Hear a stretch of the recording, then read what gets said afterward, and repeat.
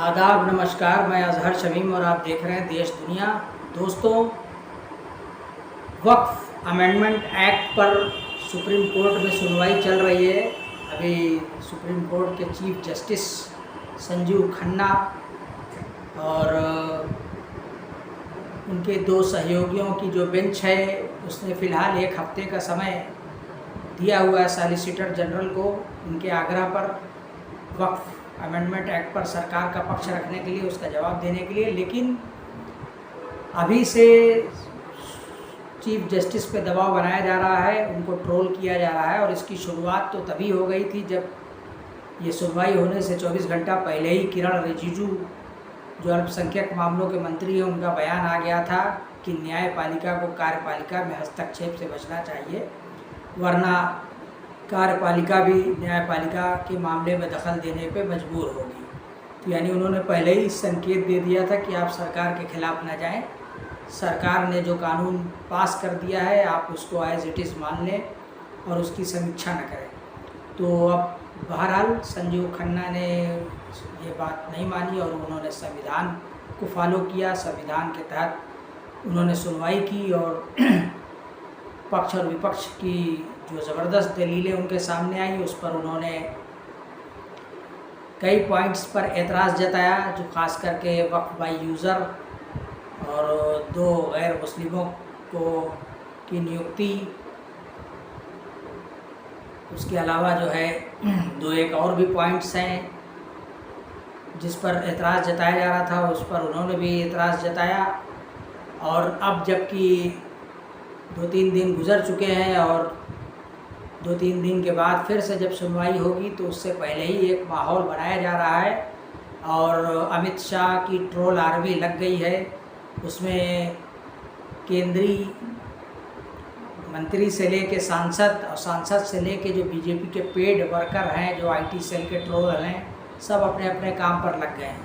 किरण रिजिजू ने पहले शुरुआत की, उसके बाद उपराष्ट्रपति जगदीप धनखड़ ने भी सुप्रीम कोर्ट को दबाव में लेने की कोशिश की और फिर एक निशिकांत दुबे, एक सांसद, बोले सांसद बिहार के, झारखंड के, बल्कि उन्होंने भी साफ ये आरोप लगा दिया कि अगर देश में कहीं भी गृह युद्ध हो रहा है तो उसकी जिम्मेदारी चीफ जस्टिस पर होगी। उसके ज़िम्मेदार चीफ जस्टिस संजीव खन्ना है। तो एक तरीके से ये उनको प्रेशराइज़ करने की कोशिश है, उनको दबाव में लेने की कोशिश है। और इस तरीके से ये मोदी सरकार चाहती है कि जो भी फैसला आए वो सरकार के फेवर में आए और वक्फ बिल जो सरकार ने पास किया उसको एज इट इज़ मान लिया जाए। अब देखते हैं दोस्तों कि इसमें क्या हो सकता है, कि इसलिए कि अभी तो फ़िलहाल जो वकील लगे हुए हैं उनको भी ट्रोल किया जा रहा है। कपिल सिब्बल, उनके बारे में कहा जा रहा है कि ये तो राज्यसभा के सदस्य हैं, सरकारी पेंशन लेते हैं और उसके बाद ये मुकदमा कैसे देख सकते हैं, इनकी तो डिग्री छीन लेना चाहिए। एक चंदन शर्मा है, उसने बड़ी लंबी पोस्ट ट्विटर पे डाली है, एक्स पे।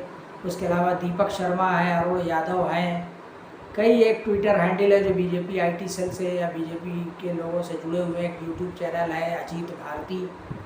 वो सब के सब जो है सुप्रीम कोर्ट को सुप्रीम कोठा बता रहे हैं, उसकी अवमानना कर रहे हैं, चीफ जस्टिस की अवमानना कर रहे हैं, उनको धमकी दे रहे हैं। तो अब इस पर तो खुद सुप्रीम कोर्ट को भी संज्ञान लेना चाहिए कि सुप्रीम कोर्ट को किस तरीके से लोग उसको डिग्रेड कर रहे हैं, उसकी अवमानना कर रहे हैं। तो जो भी इस तरीके के लड़के हैं, जो भी हैंडल्स है, उनके ख़िलाफ़ कार्रवाई होना चाहिए और उनको सबक सिखाना चाहिए कि ये संविधान से ऊपर नहीं है और संविधान के ही